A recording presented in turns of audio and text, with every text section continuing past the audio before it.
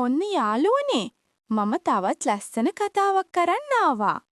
බොහෝ කලකට පෙර මීදුමෙන් වැසුණු සොදුරු කැලණි නිම්නය තුල නදියේ මායාවෙන් උපන් කුමරියක් එම දේශය රැකබලා ගත්තා. ඉතින් මේ කුමරියට අපූර්ව දායාදයක් හිමිව තිබුණා. ඒ කියන්නේ යාළුවනේ නදියේ හඬ ඇසීමේ සහ ස්වභාව ධර්මයේ සමතුලිතතාවය වටහා ගැනීමේ හැකියාවක්.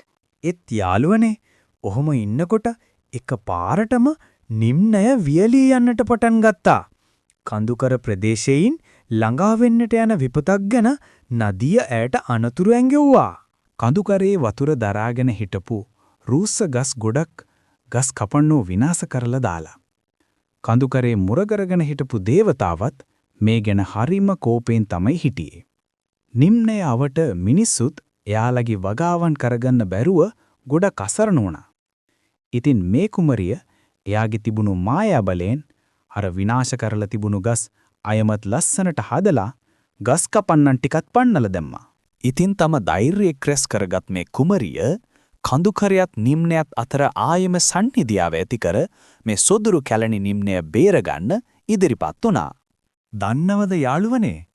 ඇගේ තිබුණ මේ නිර්භීතකම සහ කරුණාවන්තකම නිසා කඳුකර දේවතාවගේ කෝපයත් සංසිඳුවලා නිම්නයට නැවත ජීවය ලබා දුන්නා.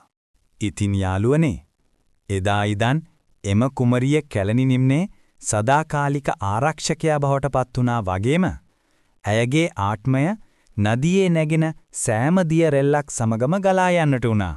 එහෙනම් යාළුවනේ තවත් මේ වගේ ලස්සන කතාවක් අරන් එනකන් හැමෝම පරිස්සමට ඉන්න ඕනේ. ඒ වගේම තවත් මේ වගේ ලස්සන කතන්දර අහන්න මගේ channel එකත් subscribe කරලා තියාගන්න ඕනේ.